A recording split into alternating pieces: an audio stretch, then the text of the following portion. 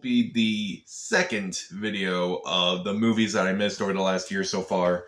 And there have been a lot of movies that I missed this year so far, and I don't know, I've just been really busy with work. Also, I procrastinate a lot, obviously. And there's also a few movies that I haven't reviewed yet that I am planning on reviewing at some point, including Raya and the Last Dragon, Zack Snyder's Justice League, Godzilla vs. Kong, and Mortal Kombat. I figured those movies were too big on their own to really just relegate to just a small video, and most of these movies are small enough or really didn't make too much of an impact overall, and those will be their own videos. So these are movies that are small enough, and I figured why not just knock them out in just one video to kind of make it easier. So how the first video was, those were movies that came out between January and February. These are movies that came out between March and April, to kind of make it easier on myself, to kind of like make a little sense of it all. Whatever sense I can make these days, because I don't really make a whole lot.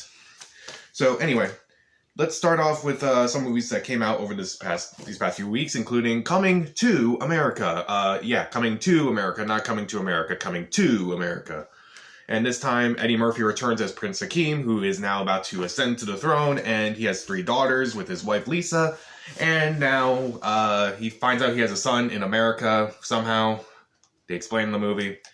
And so he brings his son over to Zamunda to basically take on the royal duties as prince. And, you know, I wasn't really looking forward to a sequel to Coming to America, because the first one, it's funny, it's fine enough, it works on its own. I just feel like there was really no room for a sequel. Yeah, like, Eddie Murphy's funny, don't get me wrong. And I like Arsenio Hall in the movie too. So, you know, more of them's good. And the movie itself, yeah, it's not necessary. It's not that funny. It's just not really... It's just pointless. There's just no reason for it to really exist. Eddie Murphy's good as he was in the first... Not necessarily as good as he was in the first one, but he still tries. Arsenio Hall's really good. Jermaine Fowler, who plays his son in the movie, he's good. And this movie has a bunch of other people, like Leslie Jones is in this movie. And usually I do like Leslie Jones here. Yeah, she's okay. And the look of Zamunda is actually really good. I was really impressed by it. And the weird thing is, even though it's called Coming to America, I'm going to keep doing that for this entire review, the majority of the movie takes place in Zamunda. Like, there's only a handful of scenes in America. Then why do you call it Coming to America? I'm sorry, Coming to America. It just didn't really make too much sense other than name recognition. And also the movie tries to replicate a bunch of the scenes from the original movie. And I'm kind of just tired of that. I thought that was only relegated to Disney movies, apparently. But no, we're going to keep doing that. And they just don't get a laugh like they did in the first one. It's like, I just remember more, hey, I remember laughing when they did that the first time. It's just not nearly as funny. It's just, again, it's just really pointless. Like, why did we need a sequel to Coming to America? The first one's fine enough as it is. I'll give Coming to America 2 out of 4 stars. Stream it. So next up we have the SpongeBob movie, Sponge on the Run. This time around, SpongeBob loses his pet snail, Gary. Gary's been snail-napped.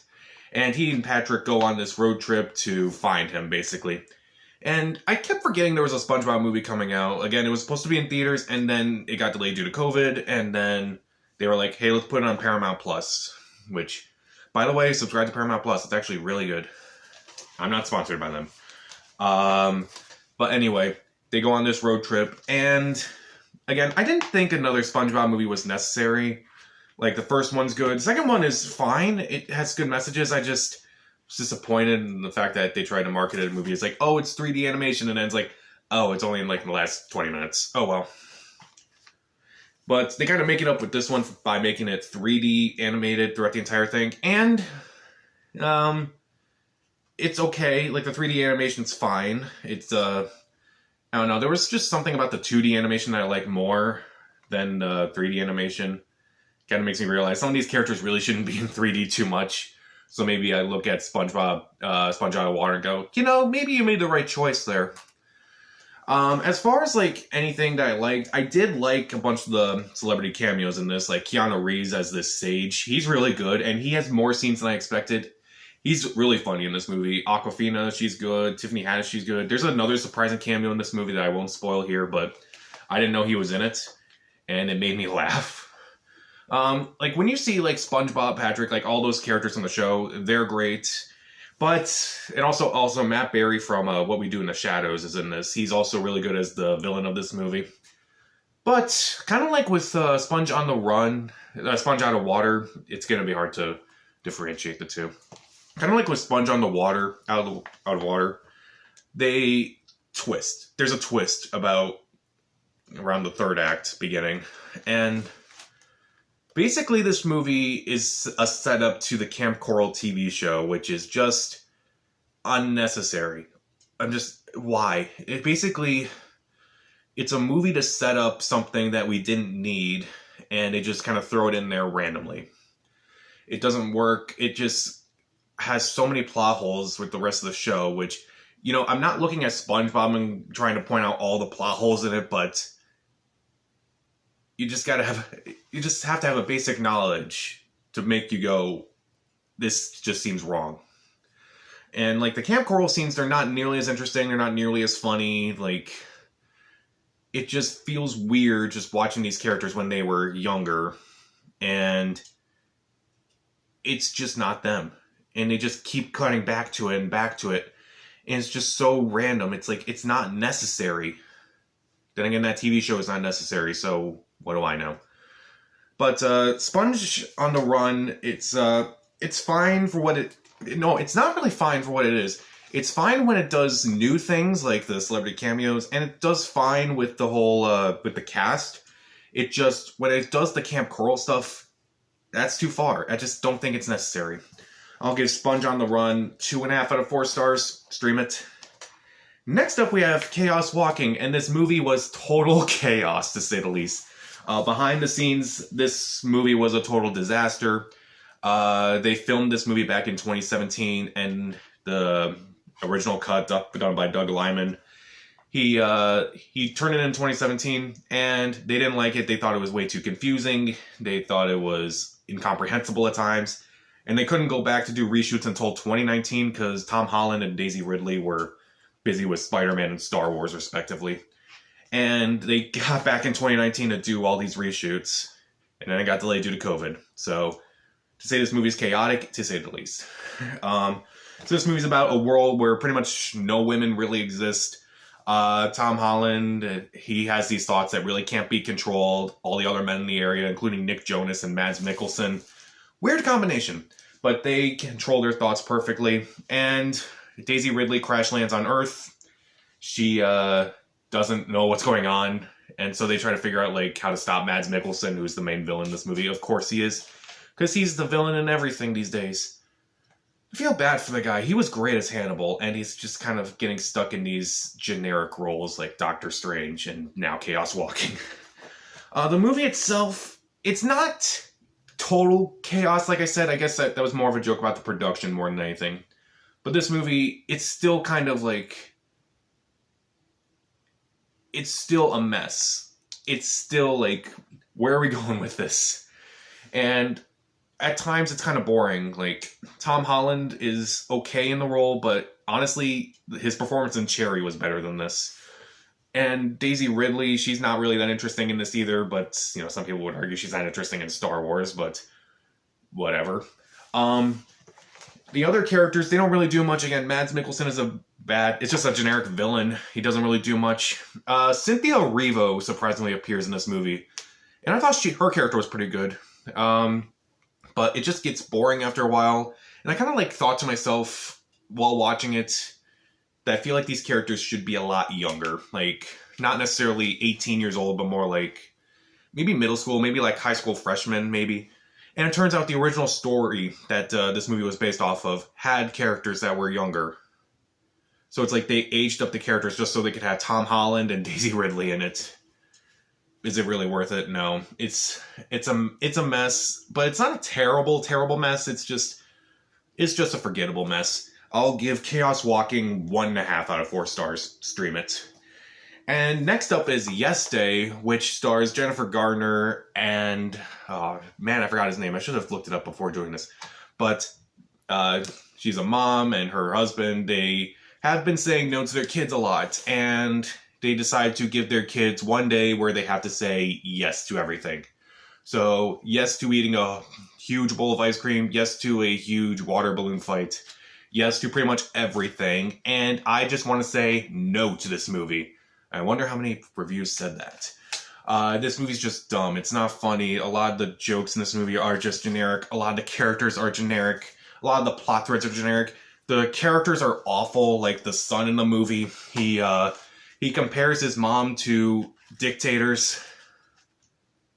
It's not funny. It's like, yeah, that's right. Hitler, Mussolini, mom. Like, how? Why? No. And I would forgive it if it just was funny. Like, if I laughed maybe once, I would not be so hard on this movie.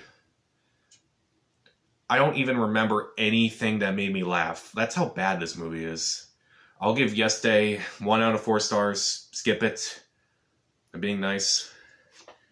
Next up is Nobody. It's a movie that stars Bob Odenkirk as this mild-mannered suburban dad.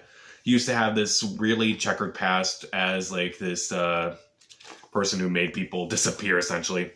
And so one day a group of robbers break into his house, and he kind of feels like he couldn't really do anything, so now he starts, standing up for himself. And the movie itself I was kind of looking forward to. It looked like kind of a comedic version of John Wick.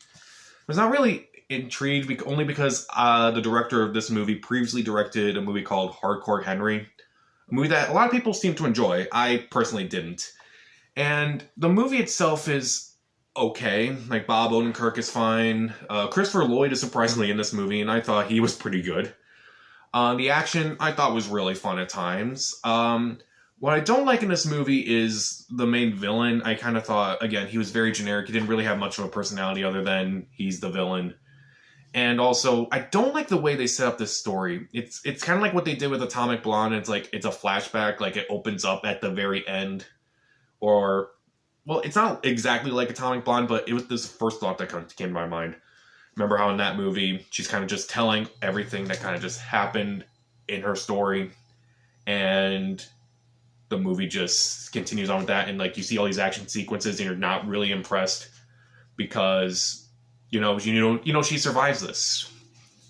Here it kind of felt the same way at times. It's like, I know he's going to survive this, because even though they show the ending at the beginning and they don't show it again until the end, which it definitely didn't annoy me as much as it did in Atomic Blonde, but that doesn't mean that it was necessarily that great. At times it's fun. Bob Odenkirk surprisingly can kick ass, and overall it's an okay time. It's just maybe you want to lower your expectations a bit. Like, obviously I'm not saying, oh, Nobody is high arts or anything like that. I did not expect it to be high arts. I wanted to be entertained, and I guess just the analytical part of my mind just kept going, this doesn't really work. And just as long as you turn that off or try to, you'll probably enjoy Nobody. I'll give Nobody 2.5 out of 4 stars. Stream it. Next up is Bad Trip. This is a movie starring Eric Andre, Lil Rel Howery, and Tiffany Haddish. Eric Andre ran into his high school not necessarily a sweetheart, but a girl he had a crush on in high school. And she tells him, hey, if you're ever in New York, come see me. And so he and his friend, played by Lil Rel Howery, steal his sister's car to go to New York, and during this whole thing, they kind of perform all these hidden camera pranks during it. And, I don't know, hidden camera movies, I've never really been a fan of. Like, I like Impractical Jokers, like, that's all hidden camera. But a movie, I feel like it's kind of too much. It's not necessarily as good in such a large dose, I would say. And overall, this movie it's okay. It's just very generic. The hidden camera stuff is pretty funny at times, and you do believe Eric Andre and Lil Rel Howery as friends, and Tiffany Haddish is alright as the sister of Lil Rel Howery. But the story itself is just very generic. It kind of just there were several lines where it's like, yeah, they're gonna say this, and they say it. They say this, then they say that, and it's very generic. It's like, if you've ever seen a movie before, you know exactly where it's going. I'm not saying Bad Trip has to reinvent the wheel or anything, but Just try to do something new. And with the hidden camera stuff, that's the new part, really. Unless you count stuff like Bad Grandpa or something. So, I guess if you're a fan of these hidden camera stuff, hidden camera movies and such, like Bad Grandpa again, you'll probably enjoy Bad Trip. I thought it was okay, but again, just very generic at times. I'll give Bad Trip 2.5 out of 4 stars. Stream it. So now we get into some of the worst besides Yes Day. First up, we have The Unholy, starring Jeffrey Dean Morgan as this disgraced journalist who is now trying to become a podcaster. And he goes to this small town, and some weird stuff is happening because this girl is performing random miracles that can't really be explained. And eventually they learn she's being possessed by a demon. So I went into this movie not knowing anything about it. Like, I knew it was supposed to come out Easter weekend, and I saw it like a couple weeks after Easter because I was busy. And I definitely, I don't mind horror movies. Obviously, I do like them quite a bit. It's just, I kind of just had to keep reminding myself, oh, that's out. You gotta go see that. Even though someone like Sam Raimi, who usually I like the movies that he produces, but this movie, no, this movie's dumb. And they do so many jump scares in this movie. It's just annoying. I'm not scared anymore. I think I was scared more as the movie, I was scared more towards the beginning, and by the end I wasn't scared at all. And that is bad. That is really bad to me. As far as the performances go, they're not necessarily terrible, they're just not great. And again, I'm not saying they have to give an Oscar-winning performance with these movies, but still. But as far as it's not scary, it's just way too convoluted. Also, this movie it started shooting at around March last year, and then they had to shut down due to COVID. And then when they came back, they had extras, and basically they just added people in rather than just having actual people there. It wasn't noticeable, so that's good, I guess. But then again, maybe I was more paying attention to the convoluted story, because this movie jumps through so many hurdles that it's hard to follow at times. And this movie, The Unholy, it's just unholy. It's just bad. Don't watch it. I'll give The Unholy 1 out of 4 stars. Skip it. Next up, we have Voyagers, or as people would probably call it once they see it, Lord of the Flies in Space. It's about a group of teenagers who are being sent on this mission in outer space, and basically they gotta repopulate eventually. And Colin Farrell tags along with them for a bit to kind of monitor them, because they have no other adults there. I remember seeing a couple ads for this movie, but I wasn't really looking forward to it. It just, looked generic. I'll probably see it eventually. But I actually went and saw it in theaters. I'll risk my life to go see Voyagers. To be fair, I'm fully vaccinated, so that's good. But yeah, this movie's dumb. It's really, really dumb. It's, oh god, so the main thing is okay, all these kids are taking drugs to kind of suppress all their emotions, and once they stop taking this drug, they grow wild, they become more crazy, and they become more restless and ruthless at times. And, at the beginning, it's their acting is not very good, but I'm just chalking it up to, they're trying to suppress their emotions because, these drugs are suppressing their emotions. And then once they get off their drugs, the acting is still the same. So, it doesn't matter. It really didn't matter. And the main villain, oh god, he's so terrible. I thought he was kind of laughably bad at times. And I kind of think that, no one saw this, so I'm just going to spoil it, I don't care. He kills Colin Farrell's character, and it kind of happens early in the movie, except you don't find out he killed him until, around the end of the second act, beginning of the third act. And I feel like they kind of jumped the gun too early there. You figured, they're gonna become more crazy and more ruthless, and they're gonna act on their emotions more, kind of like what they did with Lord of the Flies. But no, this guy just, I'm gonna kill him right away, just like that. Okay, no.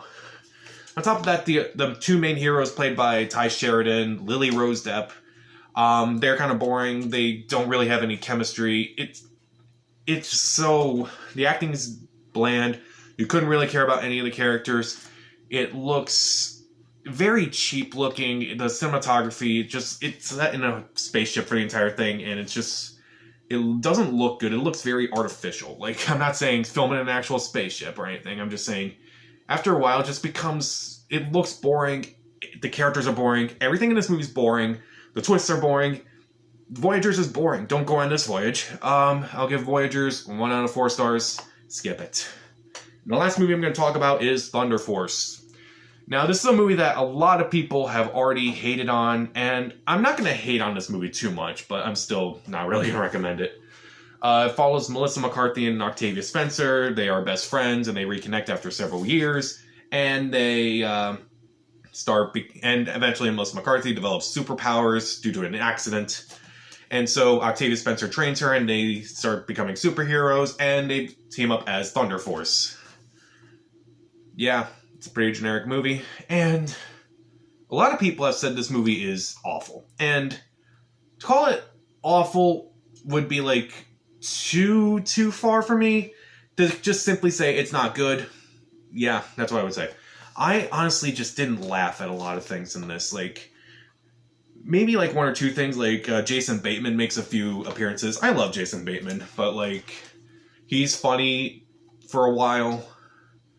And the jokes in this movie are kind of bad, honestly. Like, there's this reoccurring joke where, for some reason, Melissa McCarthy loves eating raw chicken after she gets her powers. Like, this is just gross. Please don't do that anymore.